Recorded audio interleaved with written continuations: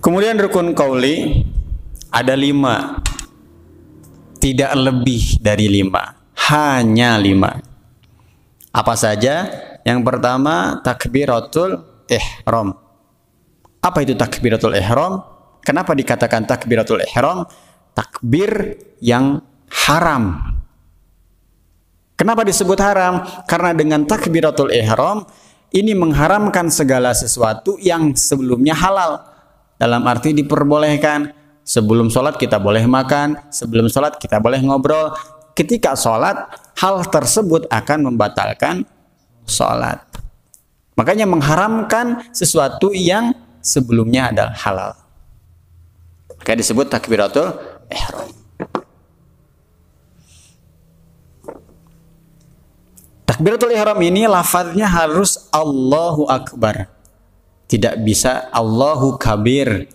Dan rukun qauli ini termasuk takbiratul ihram nanti ini harus terdengar oleh telinga sendiri minimal. Jadi orang yang di samping kita, kanan, kiri, tidak terdengar sama mereka pun tidak masalah. Kamu baca Al-Fatihah nggak sih? Kok saya nggak denger? Lah nggak apa-apa. Yang penting saya yang baca, saya sendiri yang mendengar. Itu sudah cukup. Terdengar dalam keadaan normal. Bukan keadaan bising. Kalau kita sholat samping kereta, Bismillahirrahmanirrahim, alhamdulillahirrahmanirrahim, gitu ya. Kita harus keras, nggak perlu. Seperti biasa aja. Walaupun pada saat itu tidak terdengar, tapi dalam keadaan normal, dalam keadaan hening terdengar, itu sudah cukup. Jadi patokannya dalam keadaan normal, dalam keadaan hening, bukan dalam keadaan ramai. Dan takbiratul ihram ini tadi sudah dijelaskan berbarengan dengan niat. Dan ketika takbiratul ihram disunahkan untuk mengangkat tangan. Jadi mengangkat tangan wajib apa tidak? Tidak. Mengangkat tangan itu adalah sunnah. Bagaimana cara Nabi mengangkat tangan? Dalam sebuah riwayat Nabi mengangkat tangan sampai di atas pundaknya. Dalam arti ujung jari sejajar dengan telinga ini di atas pundak. Sebuah riwayat lagi Nabi mengangkat di atas dadanya, ujung jarinya sejajar dengan pundak. Jadi ada orang yang sholat seperti ini, Allahu Akbar, sah, boleh saja. Allahu Akbar, itu pun sama. Jadi keduanya juga ada dalilnya, nggak perlu diperdebatkan. Kok dia sholatnya di atas, kok dia sholatnya di bawah, nggak usah diperdebatkan. Keduanya juga ada dasarnya. Kemudian setelah dia takbir, dia disunahkan untuk meletakkan tangannya di atas perut di bawah dada. Ada 3. Yang pertama, Nabi pernah sholat itu tangannya di atas perut. Yang kedua, Nabi dia meletakkan tangannya di bawah dada, di atas perut, ulu hati, rongga kosong. Yang ketiga, Nabi pernah meletakkan tangannya di atas dada. Jadi mana yang benar? Semuanya juga benar. Terus bagaimana kalau ketika sholat kita tidak mengangkat tangan? Sahabat tidak? Allahu Akbar, langsung aja nggak ngangkat tangan. Sahabat tidak? Sah saja, karena yang wajib adalah takbiratul ihram. Apa tadi? Bacaan Allahu Akbarnya. Sedangkan mengangkat tangannya adalah sunnah. Yang sunnah kenapa diperdebatkan? Sampai membid'ah-bid'ahkan, sampai menyesatkan, naudzubillah min dzalik. Yang kedua, rukun qaul yang kedua adalah Al-Fatihah. Al-Fatihah ini berapa ayat? Disebutkan bahwa Al-Fatihah ini adalah sab'ul mathani, 7 ayat yang diulang-ulang. satu persatu. Alhamdulillahirabbil alamin, arrahmanir rahim, maliki yaumiddin, iyyaka na'budu wa iyyaka nasta'in, ihdinas siratal mustaqim, siratal ladzina an'amta 'alaihim ghairil maghdubi 'alaihim waladdallin. Berapa? 6. Satu lagi mana? Bismillahirrahmanirrahim. Jadi bismillahirrahmanirrahim dalam Al-Fatihah ini adalah satu ayat. Maka sempurna menjadi 7 ayat. Maka Al-Fatihah ini termasuk dengan bismillahnya. Dalam madhab Syafi'i, orang baca Al-Fatihah tidak membaca bismillah, ini tidak sah. Kalau Al-Fatihahnya tidak sah, maka sholatnya juga tidak sah. Baik dijaharkan ataupun disirrikan. Apa sirri? Pelan, nggak terdengar sama siapa-siapa kecuali oleh dirinya sendiri. Ini cukup. Yang penting ada bismillahnya. Maka kita kalau seandainya sholat di tempat baru yang biasa tidak membaca bismillah, jangan suudzon dulu. Mungkin dia membaca bismillah, tapi bismillahnya disirrikan. Udah, kita husnudon saja. Kalaupun ada pendapat dalam madhab lain tidak harus membaca bismillah sama sekali, itu kan madhab lain. Sedangkan madhab Syafi'i wajib membaca bismillah dalam Al-Fatihah. Dan dalam Al-Fatihah ini wajib bagi imam, wajib juga bagi makmum. Kecuali bagi makmum yang masbuk tertinggal. Nanti kita akan bahas dalam bab sholat berjamaah insyaallah. Lalu bagaimana? Ada orang baru masuk Islam, dia belum bisa baca Al-Fatihah, atau orang yang sejak dia balik, dia orangnya nakal, dalam tanda kutip ya, dia jarang sholat, kemudian umur 25 misalnya, dia taubat, ingin belajar, Al-Fatihahnya otomatis nggak karuan, maka orang yang seperti ini dimaafu. Orang mu'alaf misalnya, dia cukup membaca zikir saja yang seukuran bacaan Al-Fatihah. Ukuran Al-Fatihah misalnya 1 menit atau 2 menit, maka dia baca bismillahnya selama 2 menit. Bagi orang yang baru belajar. Dan membaca Al-Fatihah ini tidak boleh dijeda. Bismillahirrahmanirrahim. Alhamdulillahirabbil alamin. Diam yang lama, terputus. 1 menit kemudian Ar-Rahmanir-Rahim, nggak bisa, harus diulang dari awal.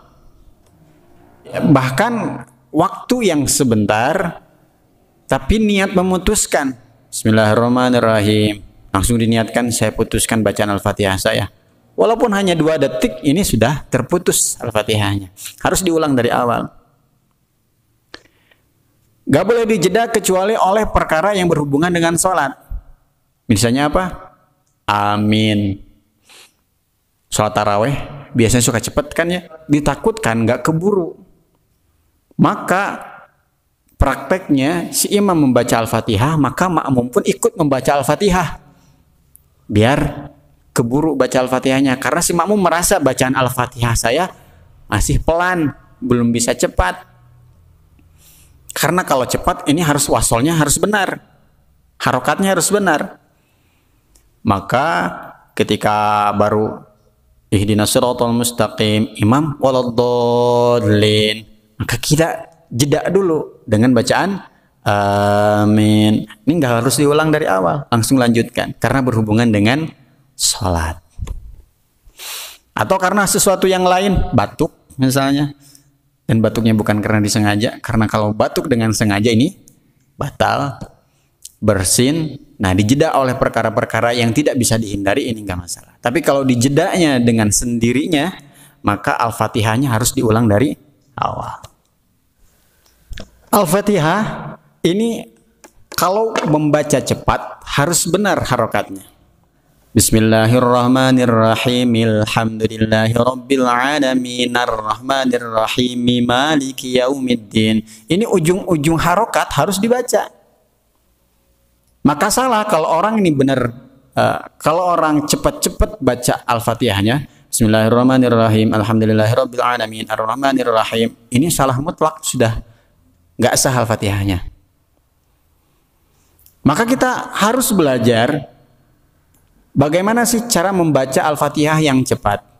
Karena terkadang membaca Al-Fatihah yang cepat ini dibutuhkan kalau kita terlambat dalam sholat. Atau dalam sholat taraweh yang biasanya sholat cepat. Walaupun sebenarnya yang paling afdol adalah membaca dengan tartil. Ini dalam keadaan darurat, ini kita harus belajar. Jangan sampai kayak tadi, Bismillahirrahmanirrahim, Alhamdulillahirabbil alamin, Arrahmanirrahim. Satu nafas tapi ujung-ujung harokatnya tidak dibaca. Ini salah mutlak. Pelajari, buka lagi Al-Qur'annya.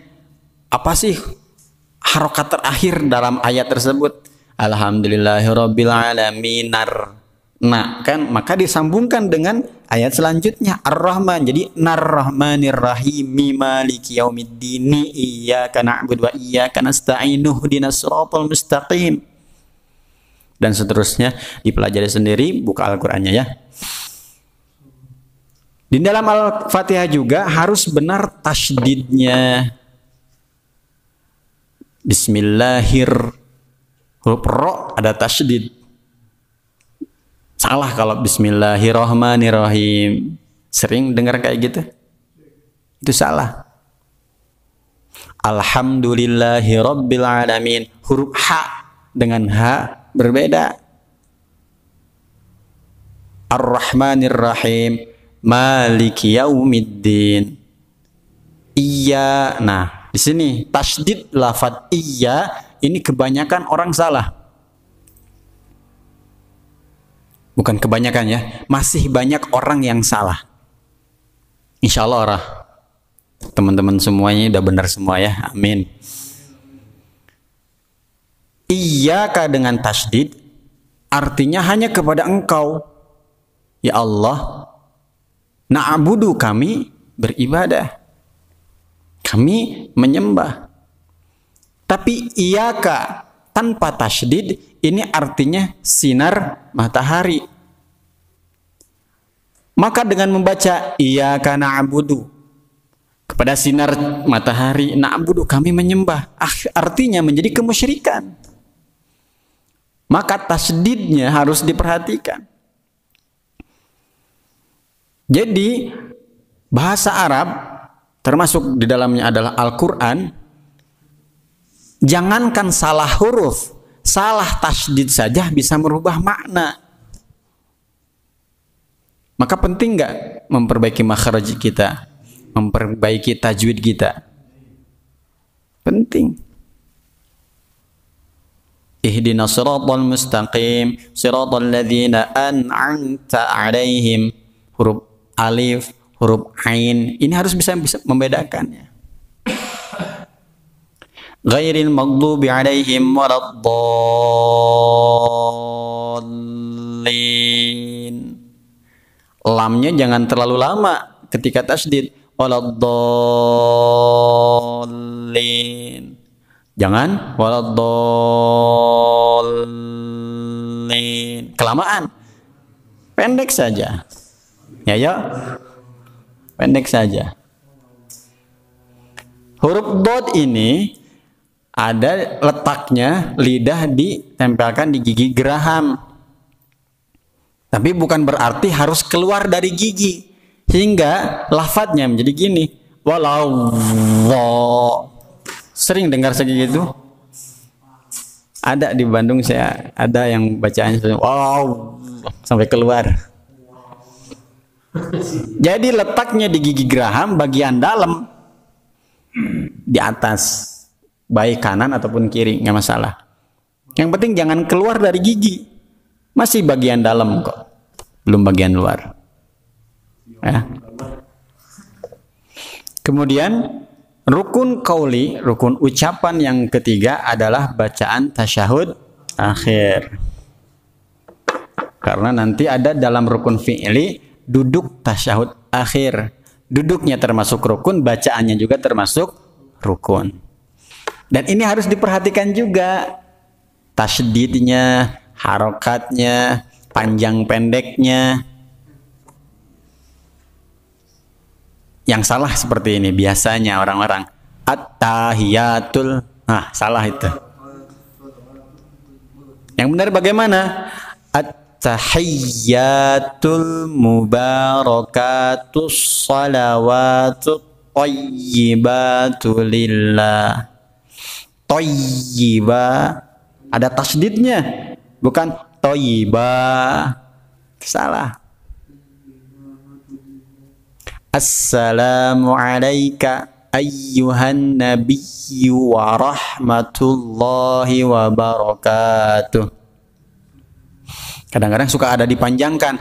Assalamu alayka ayyuhan. Itu salah. Nggak ada matobi alif di situ. Harus pendek. Assalamu alayka ayyuhan nabiyyu wa rahmatullahi wa barakatuh. Diulang-ulang ya. Nanti videonya kalau belum hafal. Assalamu alayna. Ini baru panjang. Wa ala ibadillahis salihin. Bukan wa ala ibadillahi sholihin. Harus diidghamkan ke dalam huruf shad. His sholihin. Asyhadu an la ilaha illallah wa asyhadu anna Muhammadar Rasulullah. Nun bertasydid, mim bertasydid ini dihukumi gunnah, maka harus berdengung. Wa asyhadu anna Muhammadar Rasulullah. Nah, bacaan tasyahud sampai situ harus dibetulkan harokatnya, tasdidnya, supaya tidak salah artinya nanti. Rukun qauli yang keempat, membaca sholawat. Sholawat minimalnya adalah membaca Allahumma sholli ala Muhammad. Kalau membaca Allahumma sholli ala Sayyidina Muhammad boleh? Boleh. Bahkan sebagian ulama menganggap itu sunnah. Mengagumi atau mengagungkan Rasulullah SAW. Kalau ada orang yang tidak menggunakannya, tidak mau menggunakan, silahkan. Tapi jangan menganggap orang yang membaca Sayyidina ini bid'ah. Kalau seandainya dia menganggap orang yang membaca Sayyidina bid'ah, ketika dia bermakmum kepada dia, ngapain kamu bermakmum pada orang yang bid'ah?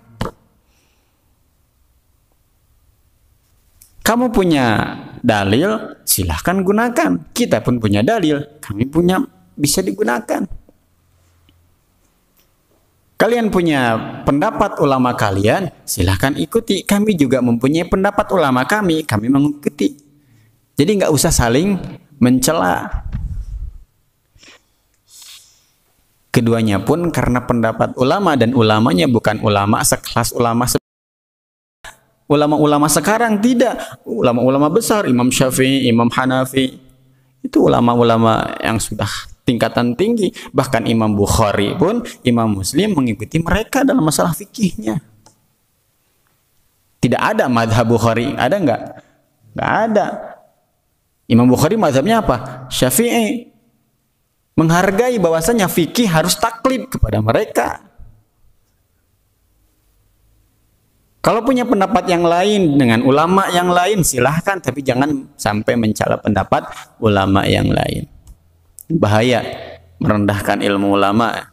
Ini dalam tasyahud akhir, membaca sholawat kepada Nabi. Sedangkan dalam tasyahud awal, ini membaca sholawat kepada Nabi hukumnya sunnah. Kalau dalam tasyahud akhir, yang sunnah itu ditambah dengan kepada keluarga nabinya. Allahumma sholli ala Sayyidina Muhammad wa ala ali Sayyidina Muhammad. Jadi sunnah. Tapi kalau dalam tasyahud awal, rakaat kedua, kalau kita tambah Allahumma sholli ala Sayyidina Muhammad wa ala ali Sayyidina Muhammad, atau tambah sholawat kepada keluarga Nabi, ini hukumnya malah menjadi makruh. Bahkan ada sebagian ulama menganggap menambah rukun ini batal sholatnya. Makanya kalau tasyahud awal cukup Allahumma sholli ala sayyidina Muhammad.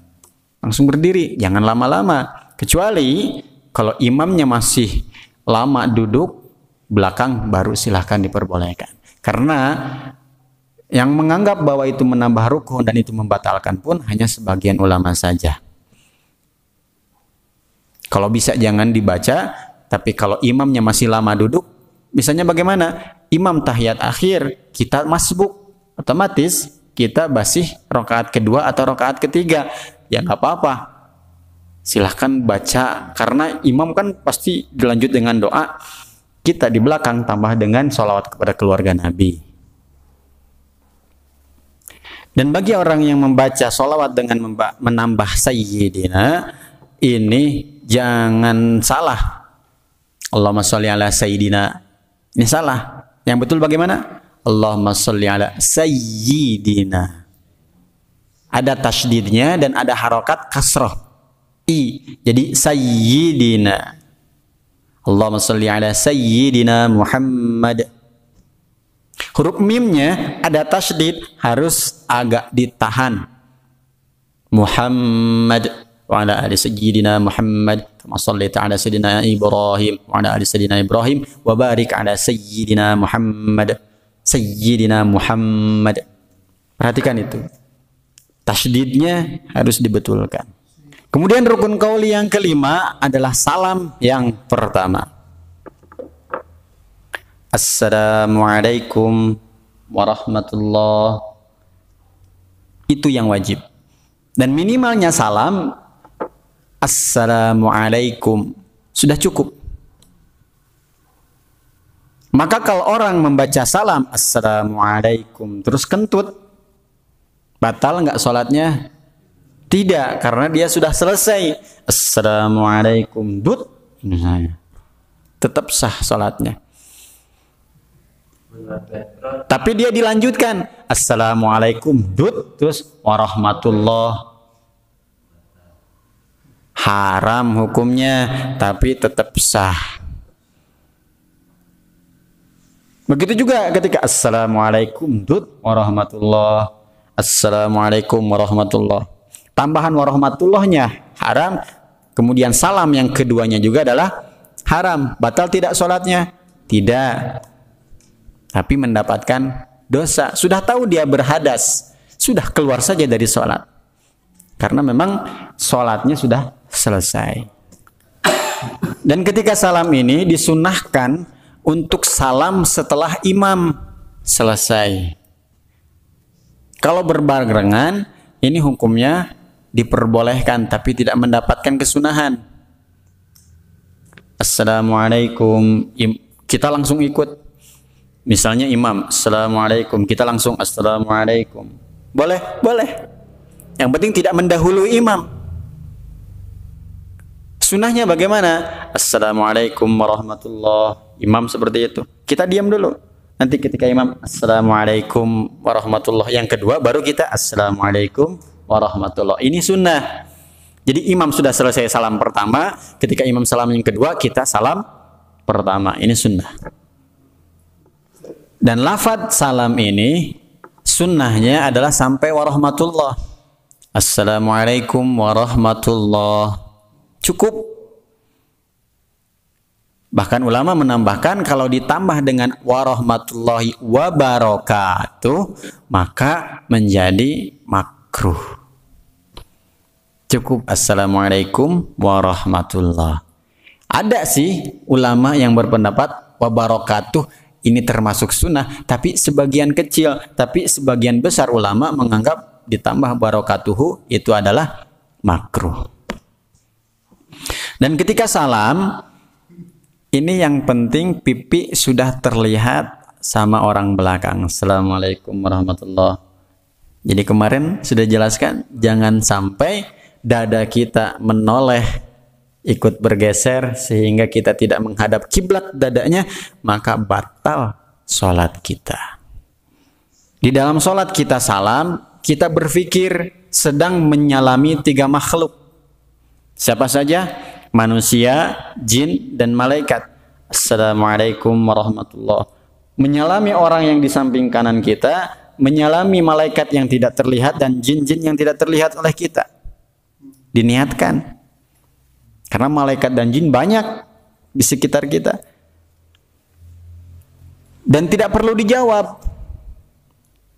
Rio lagi sholat di sini, misalnya Mang Dani di sebelah kanannya, Assalamualaikum warahmatullahi wabarakatuh. Waalaikumsalam. Nanti malah jadi ketawa ya. Gak perlu dijawab. Tapi kalau di dalam sholat berbarengan nih, berjamaah banyak kanan, ketika salam ke kanan, yang di kanan nanti salam ke kiri, niat menjawab salam-salam yang di kiri. Niat salam kepada orang yang di kanan, ketika salam yang kiri, niat menjawab salam orang-orang yang di sebelah kiri kita. Dan disunahkan ketika salam ini sebelum menghadap ke kanan, ini menghadap dulu ke kiblat. Setelah beres, Assalamualaikum warahmatullahi wabarakatuh, menghadap kiblat dulu, baru menoleh ke kanan. Itu sunnah. Terus bagaimana orang yang ketika sholat membuka telapak tangannya? Ada kan? Assalamualaikum warahmatullahi wabarakatuh. Ini tidak ada contohnya dari Nabi. Dan ulama pun ini tidak menganjurkan. Jadi nggak perlu dilakukan. Adapun membatalkan sholat, tidak sampai 3 gerakan. Biarkan saja. Tapi kalau dia bertanya, jawab. Kita hikmah saja kepada orang itu, jangan sok salah-salahkan. Kamu dari mana itu sholat kayak gitu? Gak usah. Tapi kalau dia bertanya, Pak, kalau sholat pagi begini boleh apa tidak? Enggak. Kata guru saya, itu tidak ada contohnya dari Nabi. Kalau ditanya, selagi itu tidak membatalkan sholat, biarkan saja. Paham ya? Sehingga kalau kita membahas atau kita mempelajari semua hukum-hukum dalam sholat, perbedaan-perbedaan dalam sholat, apa saja yang membatalkan sholat, dan itu pun tidak berpengaruh kalaupun dikerjakan, tidak ada contohnya, tapi tidak berpengaruh pada sholat, tidak membatalkan sholat. Ini kita akan menjadi lebih hikmah kepada orang. Oh, ini sholatnya berbeda, ada dalilnya. Ini sholatnya berbeda dengan kita, ada dasarnya. Ini ada tambahannya, tapi tidak sampai membatalkan. Itu enggak masalah. Sehingga kita menjadi hikmah. Ingat, rukun qauli ini adalah rukun ucapan. Kalau orang ketika takbiratul ihram, Allahu Akbar, kemudian dia diam saja, bibirnya tidak bergerak, dipastikan sholatnya tidak sah. Kenapa? Karena bibirnya tidak bicara apa-apa. Namanya ucapan itu harus terdengar oleh telinga sendiri. Kalau bibirnya mingkem, ini namanya membatin, bukan berucap. Emang bisa bibirnya mingkem tapi bersuara? Kayak boneka Susana ya. Itu kan punya apa? Hanya keahlian oleh beberapa orang saja.